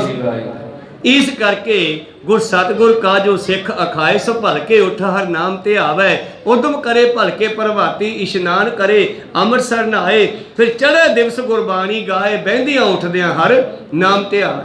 ਸੋ ਐਸਾ ਗੁਰੂ ਦਾ ਸਿੱਖ ਜਿਹੜਾ ਮੈਨੂੰ ਬੜਾ ਚੰਗਾ ਲੱਗਦਾ ਹੈ, ਆਪ ਜਪੈ ਅਵਰੈ ਨਾਮ ਜਪਾਵੈ, ਸੋ ਸਿੱਖ ਗੁਰੂ ਮਨ ਭਾਵੈ। ਮੇਰੇ ਪ੍ਰੀਤਮ ਜੀ ਕਹਿੰਦੇ ਸਿੱਖੋ ਇਦਾਂ ਸਿਮਰਨ ਕਰਨਾ, ਆ ਕਰਮਕਾਂਡ ਛੱਡੋ ਸਾਰੇ। ਏਕ ਹੀ ਭਸਤ ਸ਼ਾਂਤ ਕੋ ਰਾਖਤ, ਤਿਉ ਤੋਏ ਅੰਤਰ ਚੇਤਨ ਮਾਨੀ। ਜੇ ਤੁਸੀਂ ਸ਼ਾਂਤੀ ਨਾਲ ਕਿਤੇ ਦੇਖੋ ਤੇ ਜਿਹਦਾ ਤੁਹਾਨੂੰ ਬਾਹਰ ਆਕਾਸ਼ ਇੱਕ ਭਾਸ ਰਿਹਾ ਹੈ, ਇਹ ਤੁਹਾਨੂੰ ਆਪਣੇ ਅੰਦਰ ਵੀ ਭਾਸਣਾ ਭਾਵ ਅਨੁਭਵ ਹੋਣਾ ਦਿਸਣਾ ਸ਼ੁਰੂ ਹੋ ਜਾਵੇਗਾ।